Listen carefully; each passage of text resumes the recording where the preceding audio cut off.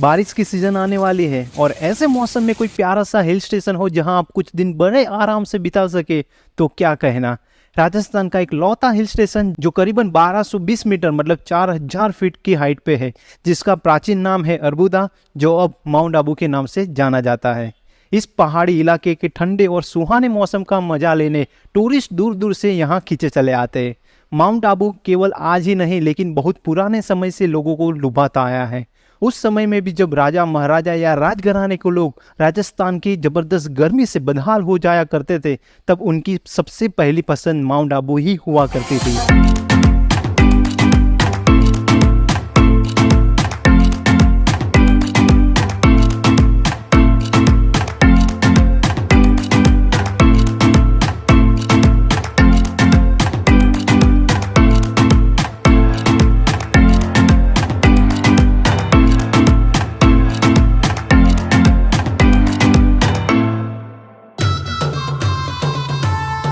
Mount Abu में आप कौन कौन से प्लेसेस विजिट कर सकते हो। नक्की लेक। राजस्थान के माउंट आबू में करीबन 3936 फीट की हाइट पे है नक्की झील, जो करीबन 2.5 किलोमीटर के दायरे में फैली हुई है। यह भारत की पहली मानव निर्मित झील है जिसकी गहराई लगभग 11,000 मीटर है। सिर्फ एक रात में ही नख मतलब नेल की मदद से इस झील को बनाया गया था और इसीलिए इसे नक्की झील कहते हैं। Nakki lake one of the most major attraction है माउंट आबू में, और यहाँ पे आप वाटर एक्टिविटी में जोरबिंग कर सकते हो जिसकी प्राइस 150 रुपीज़ है पर पर्सन, और बोटिंग में आप पैसेंजर बोट के 300 रुपीज़ है और पैडल बोट के 200 रुपीज़ है। यहाँ पे सीटिंग अरेंजमेंट भी काफ़ी अच्छी है जहाँ पे आप बैठे हुए काफ़ी अच्छा टाइम भी स्पेंड कर सकते हो। पास में रेस्टोरेंट भी है जहाँ पे आप लंच डिनर और ब्रेकफास्ट भी कर सकते हो। चारों तरफ ऊंचे ऊंचे पहाड़ों, हरी भरी वादियों और खजूर के लंबे लंबे पेड़ों से घिरी हुई ये झील किसी खूबसूरत पेंटिंग से कम नहीं। ये नक्की झील माउंट आबू की सुंदरता में 4 चांद लगा देती है। गुरु शिखर, जो अरवली पर्वत श्रृंखला की सबसे ऊंची चोटी है, जो करीबन 1722 मीटर मतलब 5650 फीट की हाइट पे है। इतनी ऊंचाई पर जब आप खड़े होकर आसपास या नीचे देखोगे तब आपको पता चलेगा कि आप किसी और ही दुनिया में आ गए हो।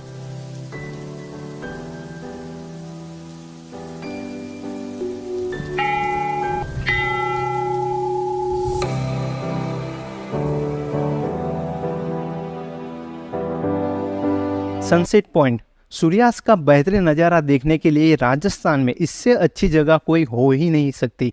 यहाँ से सूर्यास्त का कुछ ऐसा नज़ारा आपको देखने को मिलेगा कि कहीं दूर सूरज डूब रहा है और पाताल में समा रहा है।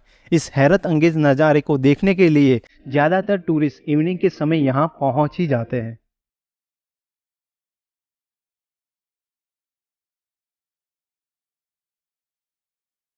हनीमून पॉइंट, जो सनसेट पॉइंट से करीबन 4 किलोमीटर एंड नक्की लेक से करीबन 2 किलोमीटर के डिस्टेंस पे है।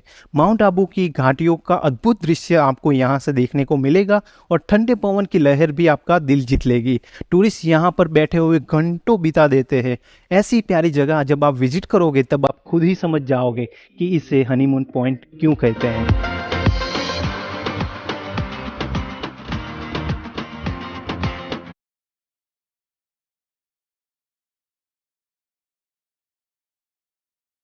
Toad rock. नक्की झील के बिल्कुल पास में है टोड रॉक, जो दरअसल एक चट्टान है जो देखने में आपको एक मेंढक जैसा लगेगा, और इसी आकृति की वजह से ये जगह सैलानियों का ध्यान अपनी ओर आकर्षित करता है। मेरे सुझाव से आपको ये जगह अर्ली मॉर्निंग जरूर विजिट करनी चाहिए।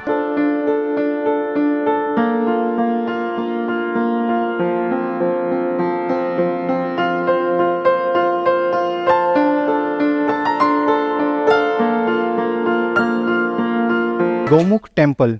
माउंट आबू में एंटर होते ही 1 किलोमीटर बाद गौमुख सर्कल है। वहां से करीबन 3 किलोमीटर के डिस्टेंस पे है गौमुख मंदिर जाने का रास्ता, जहां आप अपना व्हीकल पार्क करने के बाद करीबन 750 जितनी सीढ़ियां आपको नीचे उतरनी है।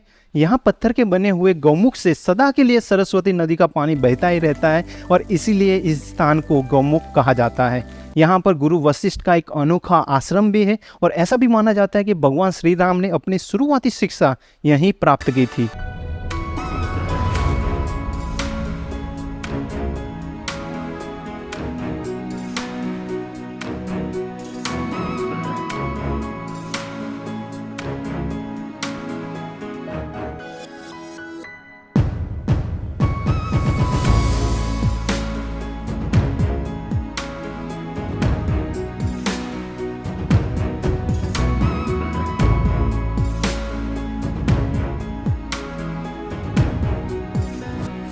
अर्बुदा देवी टेम्पल, जिसे अधर देवी टेम्पल भी कहा जाता है, जहां आपको करीबन 350 जितने स्टेप चलने होंगे।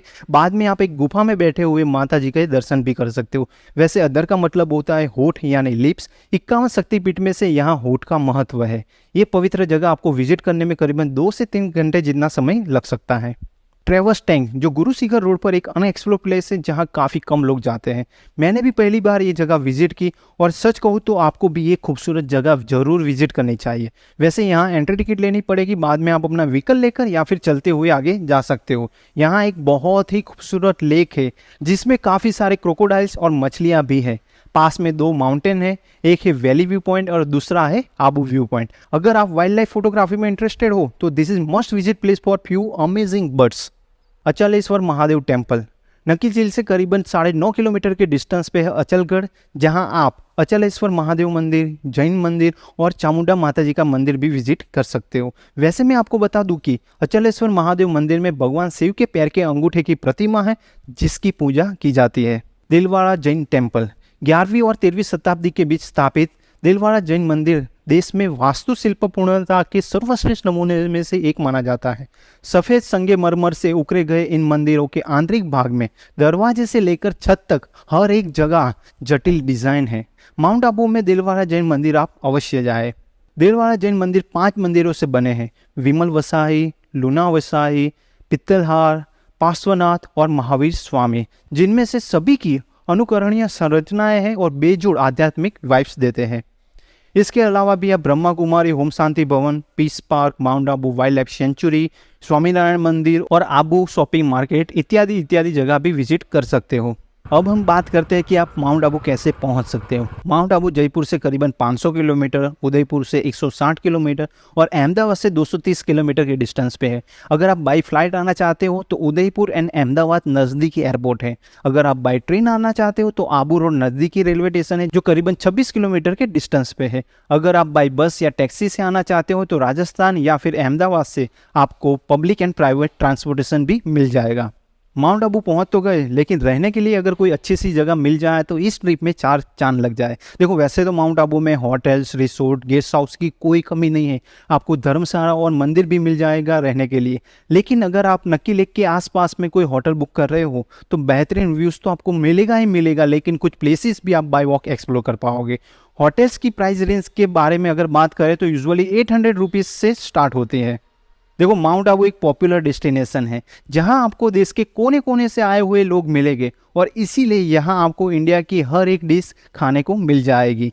आप जिस होटल में रुक रहे हो वहां तो आपको फूड मिलेगा ही, लेकिन अच्छे रेस्टोरेंट की भी कोई कमी नहीं है। अगर हम प्राइस की बात करें तो 150 रुपीज़ पर डिश आप मान के चलिए। लेकिन अगर आप कोई रेस्टोरेंट ट्राई करना चाहते हो तो मैं आपको अर्बुदा रेस्टोरेंट जरूर सजेस्ट करूँगा, जो बाबा साहेब आम्बेडकर सर्कल के पास में है। अब जो रहना, खाना पीना, कहाँ घूमना है वो सब पता है, लेकिन इस सब जगह पे कैसे जाए तो मैं आपको सबसे बेस्ट ऑप्शन बता देता हूँ। अगर आप नक्की लेक के आसपास में कहीं स्टे कर रहे हो तो Nakki lake, Toad Rock, Honeymoon Point, Om Shanti Bhavan, Arbuda देवी टेम्पल जैसे कुछ प्लेसेस आप बाय वॉक ही एक्सप्लोर कर पाओगे। और जो दूसरे प्लेसेस है जिनके लिए आप 2 व्हीलर या 4 व्हीलर रेंट पे ले सकते हो, जिसमें 2 व्हीलर के 300 रुपीज़ से 500 रुपीज़ होते हैं, बुलेट जैसी बाइक के करीबन 800 रुपीज़, 4 व्हीलर करीबन 1200 से 1800 रुपीज़ की प्राइस होती है, जिसमें थार जैसी जो 4 व्हीलर होते हैं उसमें 2500 से 3000 रुपये तक पर डे चार्ज होता है, जो सीज़न के हिसाब से अप डाउन भी हो सकता है, लेकिन आपको बार्गेनिंग ज़रूर करनी है।